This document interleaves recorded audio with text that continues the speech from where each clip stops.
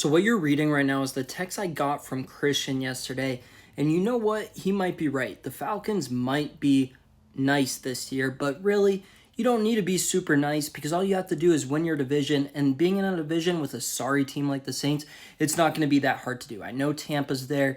Carolina honestly probably has a shot at the NFC South crown simply because no one else is there.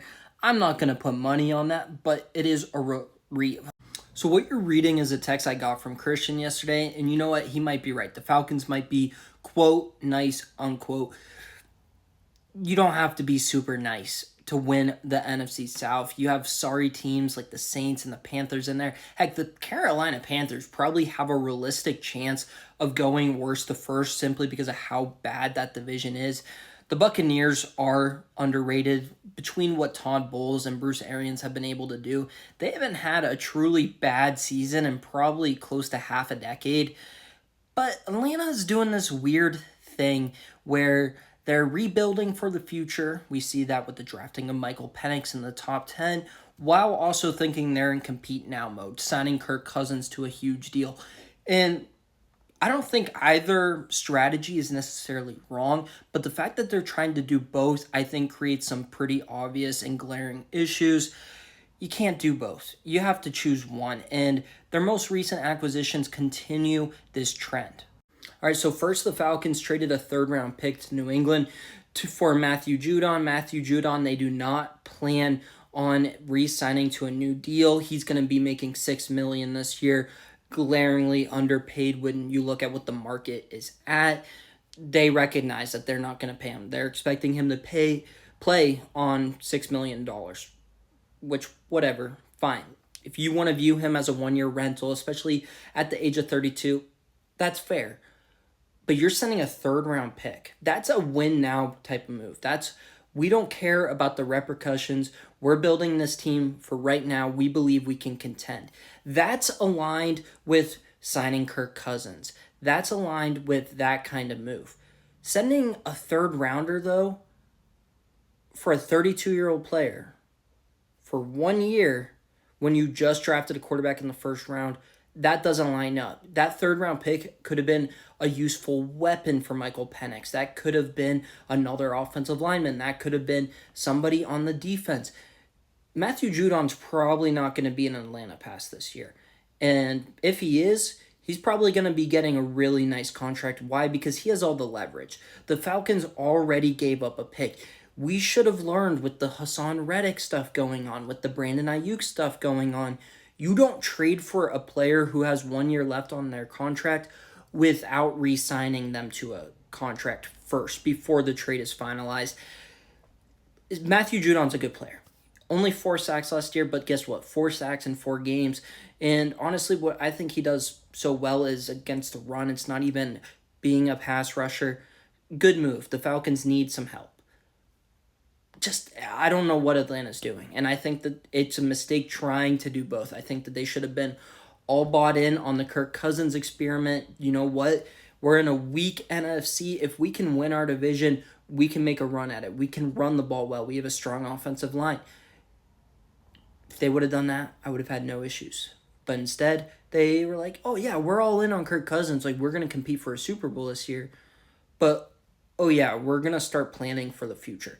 And you just can't do both in the NFL. You got to commit to one of the two strategies. We haven't seen it work yet. The second acquisition came later in the week with Justin Simmons finally signing a 1 year, $8 million deal with the Falcons. And Atlanta's secondary now becomes very top-heavy. Simmons, even at his age, can play at a Pro Bowl level. Jesse Bates was probably the second best safety in the league last year, only to Antoine Winfield Jr. You got A.J. Terrell there. I don't love any of the other cornerbacks, really. I think Dia Alford was statistically one of the least successful corners, so maybe adding another guy, but there's some talent on this defense, a defense that honestly needed it. They've been okay the last few years, but you were relying on veterans like Calais Campbell, like Bud Dupree. Now you have a little bit more star power on the defensive side. Simmons, it was a weird one. He was cut before free agency had even began, but visited with the Saints. Shocker, the Saints fumble. They visit with Justin Simmons only for him to go sign with their division rival. Saints be doing Saints things. But I just don't know. Like, these are win now moves, but are you really trying to win now, or are you trying to set up your franchise quarterback who's QB2 on the depth chart? I just don't get it. I would prefer you choosing one. I think the best example we've seen of a team trying to fully commit to their future while winning now would have been the Packers of recent with Jordan Love and Aaron Rodgers. And yes, it was successful in the fact where Rodgers won 2 MVPs. They were a high seed. They were still making the playoffs. And Jordan Love is now a quarterback, a guy. I think that's a completely different situation. One, how successful were they really? They didn't win a Super Bowl. They didn't win another playoff game after the Jordan Love selection. Yes, you were competitive, but what are you trying to do? Are you trying to be relevant and competitive, or are you trying to go win a Super Bowl? I don't know. Also, Jordan Love, super talented quarterback, but he was raw. Michael Penix has a ton of experience. He's ready to play. He doesn't need to sit. I don't know how much sitting is going to benefit Michael Penix. Jordan Love, it was clear and obvious. Yes, this guy was going to benefit from sitting and learning a little bit. He was too raw. Michael Penix, I just don't think that's the case. Like I said, the NFC South's going to be weird. The two favorites probably are the Falcons and the Bucks. The Buccaneers have been honestly really good over the last 5 or 6 years. It seems like every year we just count them out. But guess what? They find a way to be competitive and most of the time win the division.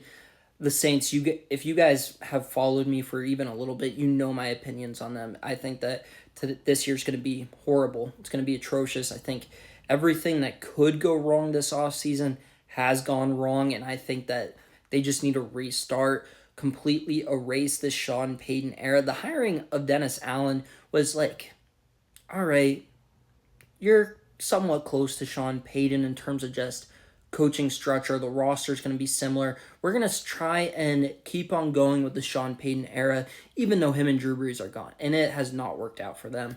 Carolina, I don't love. I like Bryce Young. I like Dave Canales. I don't necessarily have faith in either one of them, but I do think that they're probably one of the strongest candidates from worst to first. And then Atlanta, I have no idea what they're doing. I would not be surprised if Kirk Cousins comes out and balls out. Can Bijan become a top 3 running back in the league? He has the talent to do so. Can Drake London become a consistent 1,000-yard receiver? Can Kyle Pitts become a I was going to say top 5 or top 3, but listen, Kyle Pitts was drafted 4th overall. Kyle Pitts should be the best tight end in the NFL. If all that stuff can happen, maybe they can be competitive. I think that they would have been better served, though, just going truly all in this year, like Jerry Jones says the Cowboys have. Or, all right, let's restart. Let's get a team around Michael Penix and start building for the future.